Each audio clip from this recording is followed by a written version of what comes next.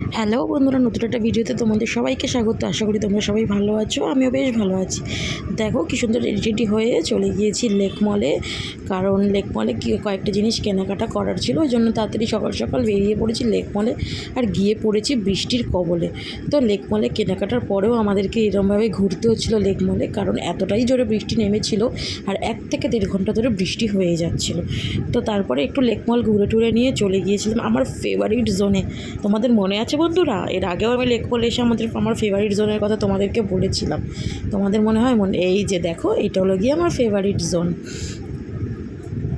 সফটির counter. আর আমি তো বেশ বায়না শুরু করছি, আমি সফটি খাবোই, কিন্তু আমার বর বলছে যে না এখন কিনো না, কারণ ঠান্ডার মধ্যে ঠান্ডা খেও না, কিন্তু তবুও খেয়ে ছেড়েছি আমি।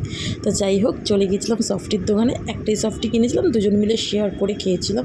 তো এই যে সফটি খেয়ে নিচ্ছিলাম, কারণ এইটা আমি মিস করতে কোনোদিনও চাই না লেক মলে গেলে। এরপর সব সেরে চলে গিয়েছিলাম গড়িয়াহাটের দিকে। আমাদের একটা চেনাশোনা দোকান রয়েছে, যেটার নাম হলো একটু আলাদা।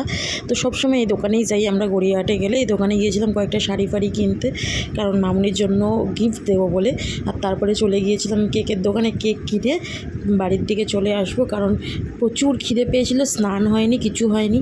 আর এই লেক মলে যাওয়ার আগে আমরা একটু ব্যাংকে গিয়েছিলাম, ওখানেও বেশ কিছুক্ষণ সময় কাটিয়েছিলাম। তো এই করে আমরা বাড়িতে চলে এলাম।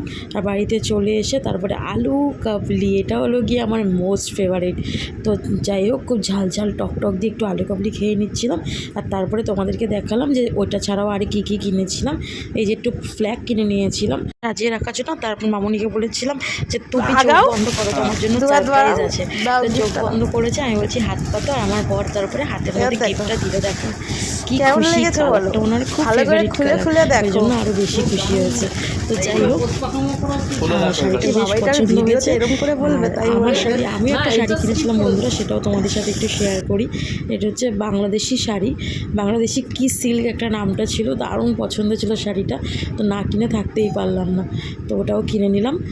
তোমরা কিন্তু জানিও যে কোন দুটো শাড়ির মধ্যে তোমাদের কোনটা পছন্দ হয়েছে, দুটো শাড়ির মধ্যে। আর তারপরে আমরা বিকেলবেলা বসেছিলাম তাল করতে, তালের বড়া হবে, তাল জাল দেওয়া হবে। তো যাই হোক, আমার বড়মশাই খুব হেল্প করেছে জানো বন্ধুরা। তো তাল ফাল ভালো করে ছাড়িয়ে ফাড়িয়ে নিয়ে পরিষ্কার করে তালটাকে রেখে দিয়েছিলাম। আর তারপরে এত হাসাচ্ছে, দেখো শুধু আমার অবস্থা। ঠিক আছে বন্ধুরা, আমার অবস্থা দেখো, আমার বর এত হাসিয়েছে।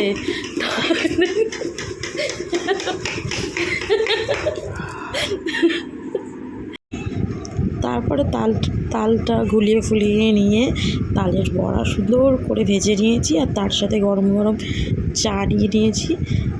আর এরপর অন্য একটা ভিডিওতে তোমাদের সাথে দেখা হচ্ছে। Thank you.